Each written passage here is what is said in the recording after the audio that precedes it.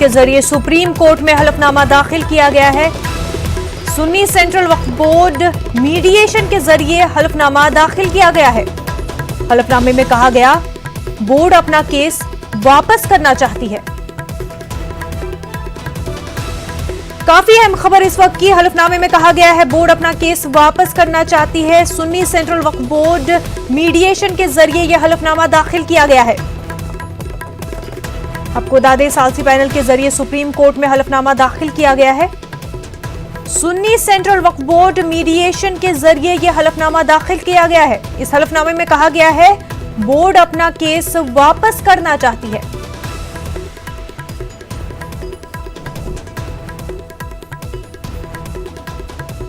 नाज़रीन, आपको बता दें अयोध्या मामले में आज 40वें दिन आखिरी दिन की समाअत होगी सुप्रीम कोर्ट में, और इसी के चलते अब सालसी पैनल के जरिए सुप्रीम कोर्ट में हलफनामा दाखिल किया गया है। सुन्नी सेंट्रल वक्फ बोर्ड मीडिएशन के जरिए यह हलफनामा दाखिल किया गया है। इस हलफनामे में कहा गया है कि बोर्ड अपना केस वापस करना चाहती है।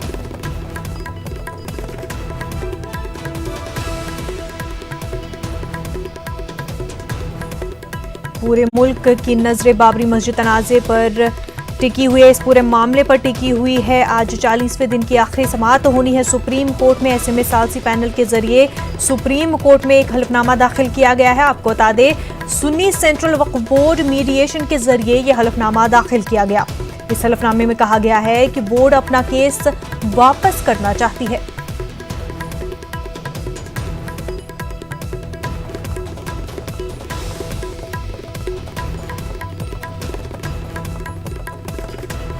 आज 40वें दिन की आखिरी समाअत होनी है अयोध्या मामले को लेकर के। उसके बाद जो है मॉडलिंग रिलीफ पर भी समाअत होगी। हमारे नुमाइंदे खुरम शहजाद हमारे साथ जुड़ चुके हैं। खुरम, आपसे जानना चाहेंगे सुन्नी सेंट्रल वक्फ बोर्ड मीडिएशन के जरिए हलफनामा दाखिल किया गया है, क्या कुछ कहा गया है इस हलफनामे में?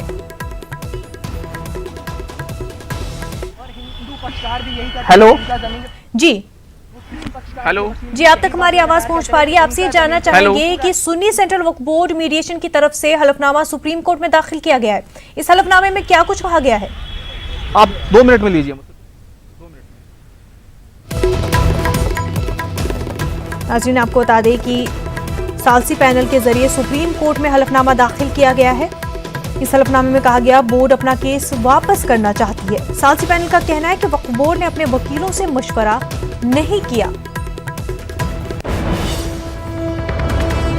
काफी अहम खबर इस वक्त की। बोर्ड अपना केस वापस करना चाहती है। हलफनामा दाखिल किया गया है सुप्रीम कोर्ट में। सालसी पैनल का कहना है कि वक्फ बोर्ड ने अपने वकीलों से मशवरा नहीं किया।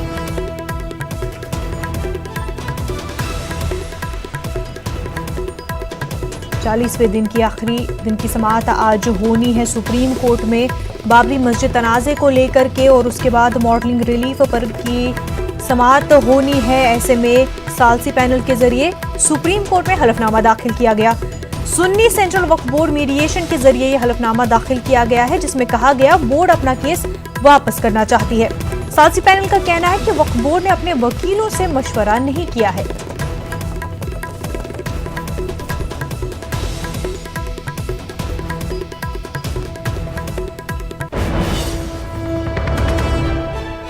काफी लंबे अरसे से चल रहे बाबरी मस्जिद तनाज़े मामले को लेकर के अब फैसला काफी नजदीक है। ऐसे में सालसी पैनल के जरिए सुप्रीम कोर्ट में हलफनामा दाखिल किया जाता है। उस हलफनामे में कह रहे हैं कि बोर्ड अपना केस वापस करना चाहती है। सालसी पैनल का कहना है कि वक्फ बोर्ड ने अपने वकीलों से मशवरा नहीं किया है।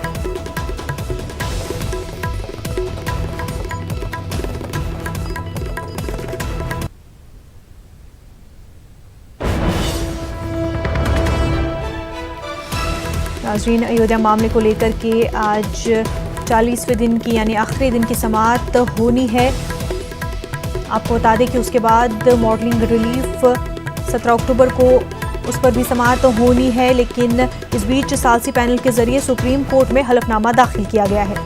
सुन्नी सेंट्रल वक्फ बोर्ड मीडिएशन के जरिए यह हलफनामा दाखिल किया गया, जिसमें कहा गया है कि बोर्ड अपना केस वापस करना चाहती है। वक्फ बोर्ड ने अपने वकीलों से मशवरा नहीं किया है।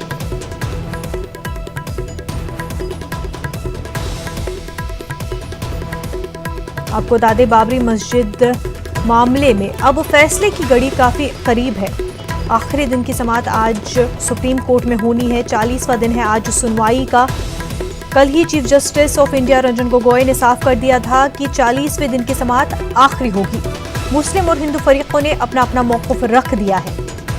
17 अक्टूबर यानी कि कल मॉडलिंग ऑफ रिलीफ पर समाअत होगी। इस बीच इस वक्त की बड़ी खबर ये है कि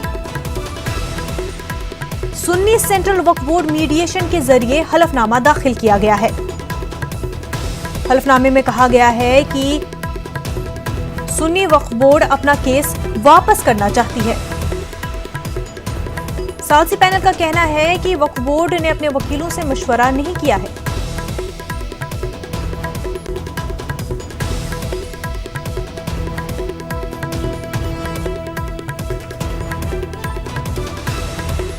आपको बता दें, यूपी सुन्नी बोर्ड ने हलफनामा दाखिल किया है सालसी पैनल के जरिए। उस हलफनामे में कहा गया है कि यूपी सुन्नी वक्फ बोर्ड अपना केस वापस करना चाहती है। सालसी पैनल का कहना है कि हमारे नुमाइंदे तारिक कमर हमारे साथ जुड़ चुके हैं। तारिक, आपसे जानना चाहेंगे, यूपी सुन्नी बोर्ड ने हलफनामा दाखिल किया है जिसमें वो कह रहे हैं कि वो अपना केस जो है वापस लेना चाहती है।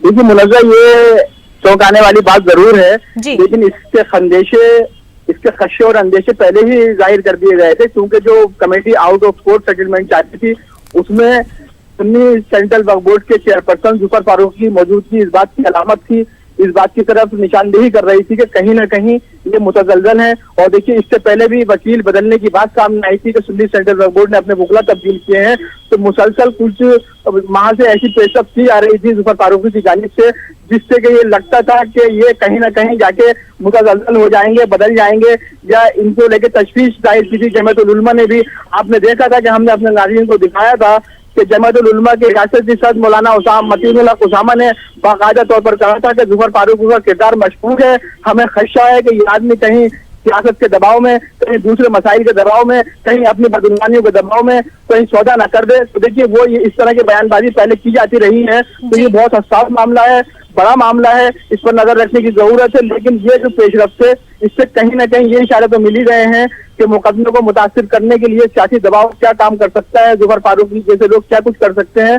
क्योंकि मामला सुप्रीम कोर्ट का है, इसलिए इसमें कुछ कहा नहीं जा सकता है। सुप्रीम कोर्ट के पूरे इज्जत और विकार का मामला रहता है, तो इसलिए उस पर लोग कम गुफ्तगू करते हैं। लेकिन जुफर फारूकी की इस पेशरफ्त ने जाहिर है कि बहुत से लोगों को बहुत कुछ सोचने पर मजबूर कर दिया है, और ये अपने आप में एक बड़ी पेशरफ्त है। हालांकि अभी तक जुफर फारूकी से बात नहीं हो पाई इस सिलसिले में कि उनकी वजाहत क्या है कि उन्होंने दाखिल किया है, लेकिन खबर मोतबर राय से मिल रही है। और हम ये बता दें आपको कि अभी यहाँ पर मुस्लिम पर्सनल लॉ बोर्ड की 2-3 अरकान से बात हुई है। उन्होंने यही कहा है कि हमारे पास अभी कोई मोतबर खबर इस ताल्लुक से नहीं है, ताहम अगर ऐसा कुछ है तो ये निहायत अफसोसनाक है। मुनज़्ज़ा, बिल्कुल तारिक, आप बने रहिए हमारे साथ खुरम शहजाद भी जुड़ चुके हैं। खुरम, आपसे जानना चाहेंगे, 40वें दिन की आज आखिरी समाअत होनी थी इस पूरे मामले को लेकर के, इतना करीब फैसले क्यों और इस तरह का यूपी सुन्नी बोर्ड की तरफ से हलफनामा दाखिल किया जाता है?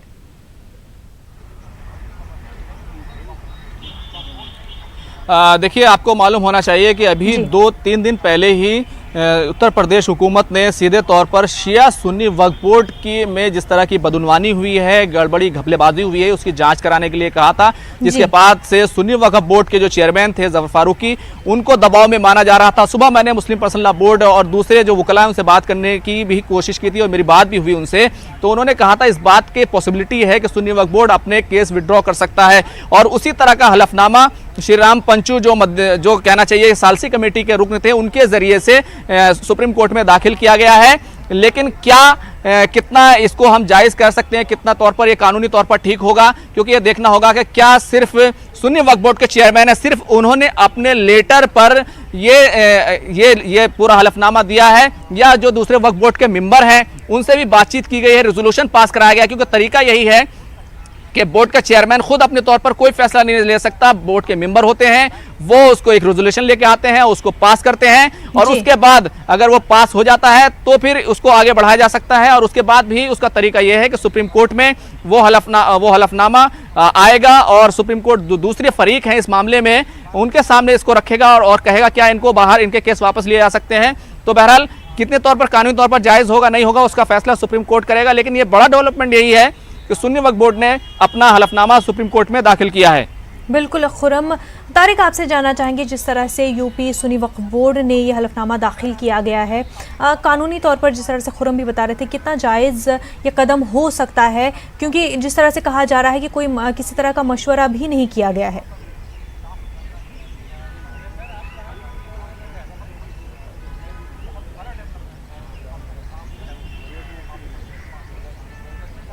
जी तारिक।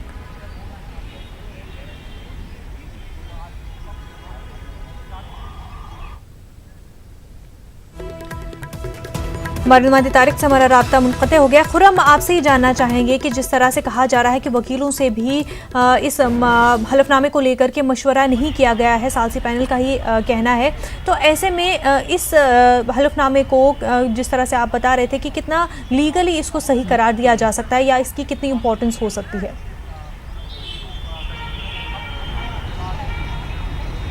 देखिए, सुप्रीम कोर्ट के ऊपर है, क्योंकि उन्होंने इस मामले में देखा था कि सालसी का कोई मसला नहीं था, लेकिन फिर भी उन्होंने इस मामले को सालसी के लिए भेजा था और वहां से जब कुछ नहीं निकला तो सुन्नी सेंट्रल वक्फ बोर्ड ने हालांकि उस वक्त एक लेटर जारी किया था, उसमें कहा था कि 1 हफ्ते का वक्त मिल जाता तो इस मामले में हम लोग जो है आखिरी मसले को हल करने के लिए आगे बढ़ सकते थे और ये मसला हल हो सकता था। तो इसमें बड़ा सवाल यही है, क्या रेजोल्यूशन बोर्ड के मेंबरों के जरिए पास होकर आया है या सिर्फ अपने तौर पे जो जफर फारूकी हैं सेंट्रल वक्फ बोर्ड के चेयरमैन, उन्होंने सिर्फ अपने तौर पर एक लेटर श्री राम पंचू के जरिए सुप्रीम कोर्ट तक पहुंचाया है और सुप्रीम कोर्ट उसको कितना मानता है, यह बहरहाल देखना होगा, क्योंकि इसका फैसला तो कोर्ट को करना है कि उसको कानूनी तौर पर वो ठीक मानता है या नहीं मानता है। लेकिन पिछले दिनों से इस तरह की बातें आ रही थी कि जफर फारूकी पर काफ़ी ज़्यादा दबाव है और जिस तरह से बदउनवानी की जांच की बात आई थी तो कई तरह के मुकदमे भी दर्ज होने की बात सामने आई थी। लेकिन मेरी बात हुई थी सुबह ज़फरयाब जिलानी से, उन्होंने साफ तौर पर इनकार किया था कि इस तरह की कोई भी इत्तला उनके पास नहीं है, यानी सीधे तौर पर ज़फरयाब जिलानी जो वकील है सुन्नी वक्फ बोर्ड के, उनको एतमाद में नहीं लिया गया, उनसे बात नहीं की गई।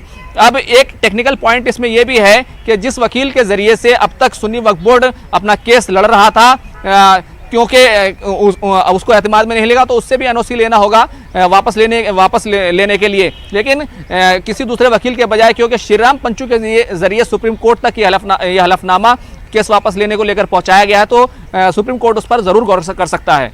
बिल्कुल खुरम, आप बने रहिए हमारे साथ। तारिक कमर भी हमारे साथ जुड़ चुके हैं। तारिक, जिस तरह से वकीलों के साथ भी जो है इस पूरे मामले को लेकर के कंसल्टेशन नहीं हुई है, हलफनामा दाखिल कर दिया गया है, ऐसे में माना जा रहा है कि यूपी सुन्नी वक्फ बोर्ड के चेयरमैन जो है उन पर काफ़ी दबाव था। क्या इस वजह से दबाव के बनते, सियासी दबाव के चलते इस तरह का हलफनामा दाखिल किया गया?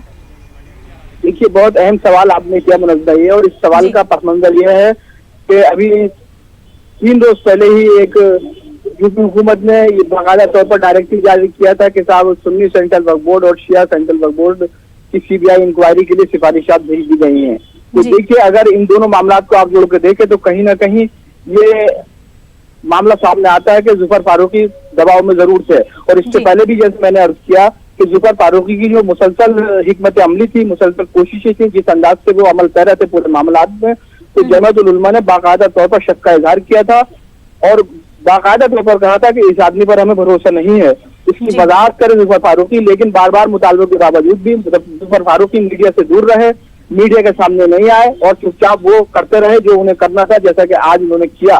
तो देखिए, ये अपने आप में एक बड़ा कदम है और कुछ लोगों के एतबार से बिलखुसूस मस्जिद के जो फरीक हैं, मस्जिद के जो लिए मुकदमा लड़ रहा है, उनके लिए बड़ा हौसला शिकने वाला कदम है ये। तो कम से कम इस पर उनको वजाहत करनी चाहिए जुफर फारूकी की, तो आखिर किस पेश नजर उन्होंने ऐसा किया है। लेकिन देखिए, बिल्कुल आखिरी मरहला है, आखिरी दिन है, तो ये एक बहुत बड़ी सोची समझी हिकमत अमली के तहत, सोची समझे मनसूबाबंदी के तहत ऐसा कदम जुफर फारूकी ने उठाया है। और यकीनी तौर पर जब कोई शख्स चेयरपर्सन इतना बड़ा कदम उठाता है तो उसका तन्हा का कदम नहीं होता है वो। हम सोच सकते हैं कि उसके पीछे सियासी दबाव हो सकता है, इसके पीछे वो बदउनवानियां हो सकती हैं जो जुफर फारूकी के ऊपर इल्जाम लगते रहे हैं वक्त इमलाक की खुर्द बुर्द के, उसका दबाव हो सकता है और ऐसे बहुत से मामला हो सकते हैं जिसमें वो मुलव्विस रहे। तो अब देखना यही है कि किस अंदाज से उनका रिएक्शन सामने आता है, क्या वजाहत वो करते हैं।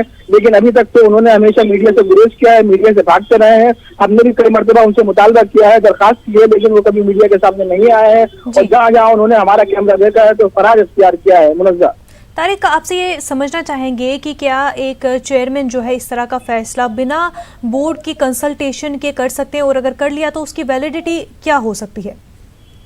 देखिए, ये बहुत टेक्निकल सवाल है मुनव्वा, और इसमें अब कौन सी पेशरफ्त उन्होंने की है, किसके साइन लिए हैं, बोर्ड से मशवरा किया है या नहीं किया है, ये तो जुफर फारूकी ही बताएंगे। देखिए, होता क्या है कि जो अमला होता है वक्फ बोर्ड का या जो एग्जीक्यूटिव कमेटी होती है, उसकी मीटिंगें बड़ी खुफिया होती हैं, वो मीडिया के सामने तो लाई नहीं जाती हैं। तो मुमकिन है कि जुफर फारूकी ने अपने मुशीरों से इस पर तबादला ख्याल किया हो, मुमकिन है कि कुछ जिम्मेदार लोगों से उस हलफनामे के ताल्लुक से कोई दस्तावेज तैयार किया हो, साइन लिए हो। तो देखिए, ये तो उसी वक्त वाज़ेह हो सकता है जब जुफर फारूकी इसकी वजाहत करें। और दूसरी बात यह है कि बड़ा कदम है, तो जाहिर है कि ये तनहा तो वो ले नहीं सकते हैं, इसमें बहुत सारे आउटर फोर्सेज भी हो सकती है, इंटरनल कुछ लोग भी हो सकते हैं, और दूसरी जमातों के कुछ ऐसे लोग भी हो सकते हैं जो पसे पर्दा रहकर मस्जिद के मामला आउट ऑफ कोर्ट तय करना चाहते थे, या मस्जिद की जमीन को या मस्जिद को दूसरे फरीद को सुपुर्द कर देना चाहते थे। मुनव्वा जी बिल्कुल। तारिक, खुरम आपसे जानना चाहेंगे, जिस तरह का आज हलफनामा दाखिल किया गया है, उस पर आज जो 40वें दिन की आखिरी समाअत होने जा रही है, उस पर कोई असर पड़ सकता है? किस तरह का असर देखने को मिल सकता है?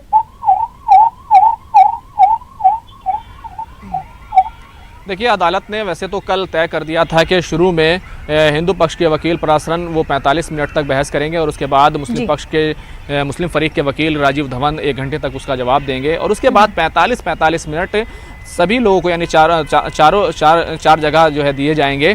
तो इस तरीके से ये पूरी बहस होनी है। तो ये लेकिन सुप्रीम कोर्ट के पास आज पूरे दिन सुनवाई करने का मौका है। तो 8 घंटे के करीब होते हैं, और शुरू में ये 4 घंटे की सुनवाई इस तरीके से होती है। तो वक्त बचता है, और वक्त बचने का मतलब ये है कि मॉडलिंग ऑफ रिलीफ पर जो है बात हो सकती है। अब क्योंकि इस मामले में सुन्नी वक्फ बोर्ड का एक नया मामला सामने आ गया है, तो अदालत उसको किस तरह से देखती है, और अभी जो है जिस तरह से सुनवाई शुरू होने वाली है, तो उसमें पता चल जाएगा कि अदालत आगे की कार्रवाई किस तरह से बढ़ाती है। क्योंकि अब देखा जाए तो सुन्नी वक्फ बोर्ड है वो इस मामले में उनको जो 45 मिनट दिए गए थे कि उस पर बातचीत क्योंकि नहीं होगी, तो अब कोर्ट को क्या करना है ये कोर्ट को देखना होगा। बिल्कुल। खुरम, तारिक, आपसे जानना चाहेंगे, जिस तरह की पेशरफ्त देखने को मिली, हलफनामा दाखिल किया गया है, ऐसे में सुन्नी वक्फ बोर्ड को लेकर के, उसके पूरे स्ट्रक्चर को लेकर के ही एक सवाल खड़ा नहीं हो जाता कि किस तरह से आज के दिन जो कि 40वां दिन आखिरी समाअत होनी थी इस पूरे मामले को लेकर के, और आज ऐसी पेशरफ्त देखने को मिल रही है, तो पूरे इस बॉडी के सुन्नी वक्फ बोर्ड के पूरे स्ट्रक्चर पर ही सवाल नहीं खड़ा हो जाते? देखिए, स्ट्रक्चर का सवाल यहाँ पर इसलिए नहीं है कि जब जिम्मेदार आदमी ही इस अंदाज की हिकमत अमली पैदा किए हुए है, इस अंदाज की पेशरफ्त कर रहा है, तो स्ट्रक्चर तो जाहिर है खुद ब खुद मुलव्वस हो जाएगा। क्योंकि जब टीवी की पोस्ट पर बैठा हुआ शख्स इस अंदाज के कारगुजारियों में मुलव्वस हो, तो अब उस स्ट्रक्चर तो जाहिर है कहीं ना कहीं पूरा उस पर सवालिया निशान लगेंगे, हर्फ आएगा। लेकिन बात यही है कि जब एक खदशे का, अंदेशे का इजहार किया गया था, जिम्मेदार लोगों की जानिब से किया गया था, तो जो दूसरे फरीक थे उन्हें जुफर फारूकी को बुलाना चाहिए था, या उनके पास जाकर उनसे तबादला ख्याल करना चाहिए था कि आपकी हिकमत अमली क्या है, आखिरी जो इल्जाम आपके ऊपर लग रहे हैं इसकी वजाहत कैसे करेंगे आप, इसकी कुछ वजाहत कीजिए, इसकी सफाई दीजिए, या इसमें क्या कुछ सोच रहे हैं। तो लेकिन वो ना मीडिया के सामने आए, ना पर्सनल लॉ बोर्ड, बाबरी मस्जिद एक्शन कमेटी, जमाअतुल उलमा के लोग वहां तक पहुंचे, ना उन्होंने इन मज़कूरा लोगों से मुलाकात की। तो देखिए, अपने आप में कहीं ना कहीं एक कम्युनिकेशन गैप भी नजर आता है इन अहम फरीकों के दरमियान जो मुस्लिम फरीक है। तो इसमें होना तो यही चाहिए था कि इन लोगों को आपस में बैठकर तबादला ख्याल करना चाहिए था। अभी all India Muslim personal law board की मीटिंग में बाबरी मस्जिद एक्शन कमेटी के लोग थे, लेकिन उसमें भी जुफर फारूकी नदारत थे, उसमें भी नहीं पहुंचे वो। तो देखिए, अपने आप में एक बड़ा इशारा है कि जुफर फारूकी ने पहले से जहन साजी कर ली थी, उनके ऊपर चाहे दबाव रहा हो या उनकी अपनी जाती कुछ और मजबूरियां हो, लेकिन उन्होंने ये जहन बना लिया था कि वो कहीं ना कहीं आगे चलकर इस अंदाज का कोई कदम उठाएंगे। मुनव्वा बिल्कुल। तारिक, खुरम, आपसे जानना चाहेंगे, क्या इस मामले को लेकर के रिएक्शन देखने को मिल रहे हैं?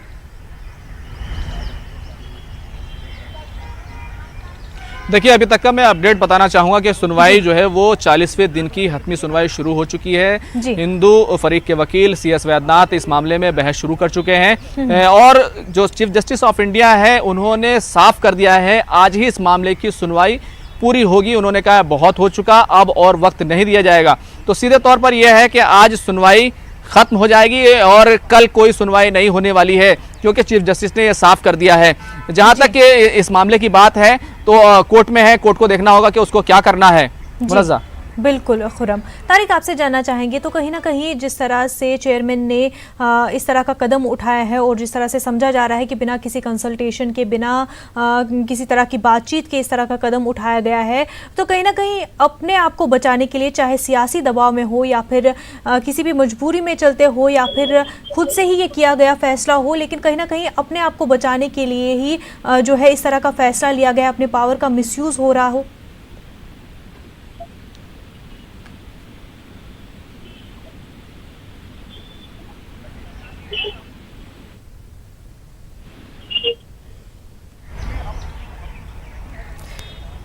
तारिक कमर से हमारा राब्ता मुनक़ते हो गया है। खुरम हमारे साथ जुड़े हुए हैं। खुरम, आपसे यही सवाल जानना चाहूँगी कि जिस तरह से चाहे रीज़न जैसा भी रहा हो, सियासी दबाव रहा हो या किसी भी तरह का दबाव रहा हो, लेकिन कहीं ना कहीं जिस तरह का रवैया चेयरमैन का देखा गया है इससे पहले भी, तो कहीं ना कहीं ऐसा नहीं लगता कि वो खुद को बचाने के लिए ये सब इस तरह के कदम उठा रहे हों?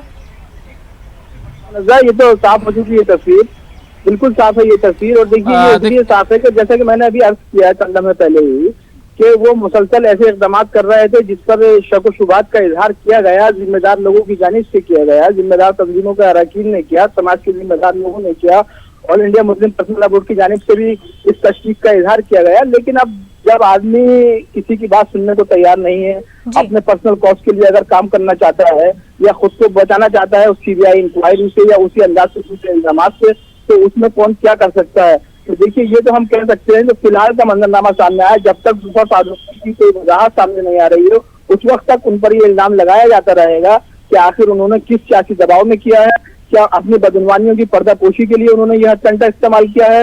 वो जो उनके ऊपर ये इल्जाम है कि बाकायदा तौर पर उन्होंने वक्त इमलाक की खुरबुर्द की है, कुछ साबिक मिनिस्टर्स के साथ मिलकर की है, कुछ मौजूदा दौर में की है, तो ये तमाम चीजें हैं, ये चीजें उसी वक्त वाज़ेह हो सकेंगी जब जुफर फारूकी को सामने लाया जाएगा या सामने आएंगे। मुनज़्ज़ा जी बिल्कुल। तारिक, खुरम आपसे जानना चाहेंगे क्या सुन्नी वक्फ बोर्ड ने कुछ शराइत भी रखे हैं?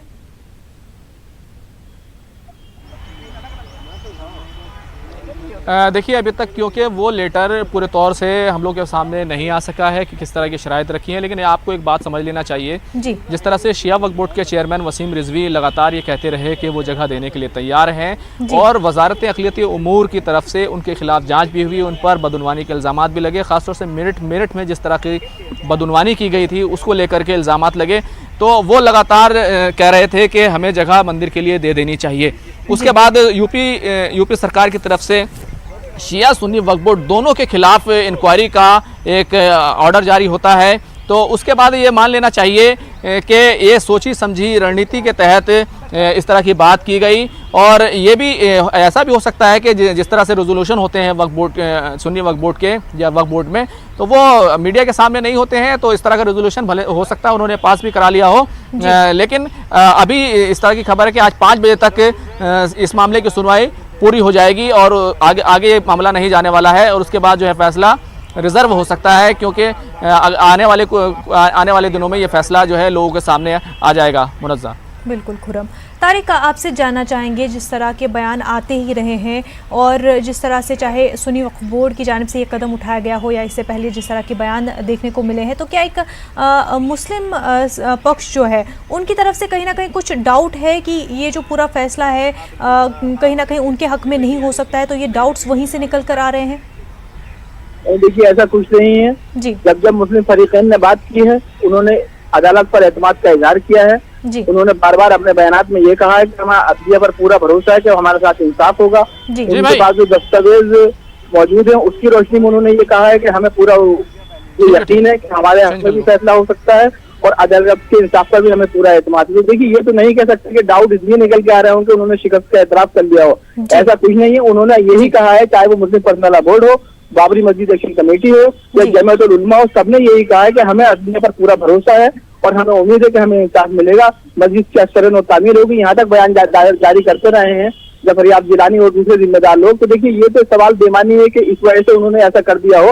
हाँ, इतना जरूर था कि जुफर फारूकी उन तमाम लोगों के साथ भी शरीक हो रहे थे बार बार, जो इसका फैसला अदालत के बाहर चाहते थे, बल्कि फैसला क्या चाहते थे, मस्जिद को सरेंडर करना चाहते थे। तो उन लोगों के साथ भी जुफर फारूकी की मीटिंगें हुई है, लखनऊ के गोमती नगर में भी हुई है, दूसरे इलाकों में भी हुई है। तो इस बात से इनकार नहीं किया जा सकता है इससे जफर फारूकी की हिकमत अमली जो थी वो खुद समझी थी, किसी सियासी दबाव के पेश नजर रही होगी यकीनी तौर पर, क्योंकि उनके ऊपर सीबीआई इंक्वायरी का एक मामला सामने आ ही गया है और पहले से भी इल्जाम लगते रहे हैं। तो देखिए अपने आप में बड़ा मामला है, इस पर नजर रखने की जरूरत है और जैसे जैसे ही हमें आगाही होती रहेगी, हमारे सामने मसाइल आते रहेंगे, मामला आते रहेंगे, रद्द अमल हमें मिलेगा लोगों का, जिम्मेदार लोगों का, तो हम अपने नाज़रीन को बताते रहेंगे। मुनव्वा बिल्कुल तारिक, और क्या मुस्लिम पक्ष जो है इंटरनली इस तरह की चीज़ें हो रही है तो क्या चैलेंजेस और बढ़ जाते हैं इससे? क्या इस पूरे फैसले पर या इस पूरे प्रोसेस पर इस सब से कुछ फ़र्क पड़ सकता है और चैलेंज मुस्लिम पक्ष के लिए बढ़ जाते हैं? क्योंकि